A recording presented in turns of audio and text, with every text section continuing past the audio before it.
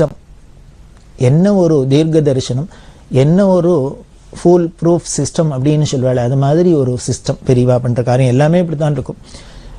அப்புறம் இந்த சங்கத்துக்கு என்ன பண்ணுவேன்னா, ஒவ்வொரு கிராமத்திலையும் இருக்கு இல்லையா, இது எல்லாத்துக்கும் ஒரு கோஆர்டினேஷன் கமிட்டி மாதிரி என்ன பண்ணான்னா மத்திய ஆலோசனை கமிட்டி அதை ஒன்று நிறுவப்பட்டது. இந்த சென்ட்ரல் மத்திய ஆலோசனை கமிட்டிக்காரெல்லாம் தான் இந்த முத்ராதிகளெல்லாம் தொடர்பு வச்சுட்டு அவ என்ன பண்ணுவா, அந்த சென்ட்ரல் கமிட்டிக்கு பெரியவா என்னென்னலாம் அட்வைஸ் பண்ணுவா, அவ பெரியவாள்கிட்ட சொல்லுவா. உடனே அவ அந்த கமிட்டிக்கு சொல்ல, அந்த கமிட்டிக்காரெல்லாம் முத்ராதிகாரிகள் சொல்ல, அது ஜனங்களுக்கு போய் சேரும். அதே மாதிரி ஜனங்கள் சொல்றதெல்லாம் முத்ராதிகாரிகள்கிட்ட வந்து இந்த கமிட்டிக்கு வந்து பெரியவாள்கிட்ட வந்து இப்படி அந்த ரூட் அழகா அப்படி வராப்புல பண்ணியிருந்தா. அதுக்கு ஒரு சென்ட்ரல் ஆலோசனை கமிட்டி ஒன்று நிறுவப்பட்டது.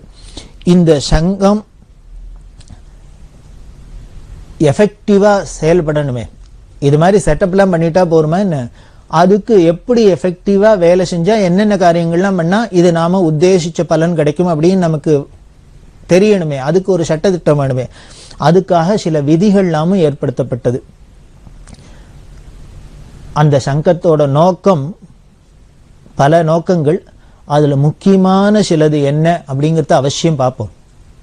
அந்த சங்கம் நிறுவனத்தே அதுக்கு சில விதிமுறைகள்லாம் ஏற்படுத்தப்பட்டது, அதோட நோக்கங்கள்லாம் சொல்லப்பட்டது. அது என்னங்கிறத அவசியம் பார்க்கணும். அதை நான் அப்படியே சொல்றேன், கேட்டாலே ஆச்சரியமா இருக்கும். இது எவ்வளவு முக்கியம் அப்படிங்கிறது தெரியும்.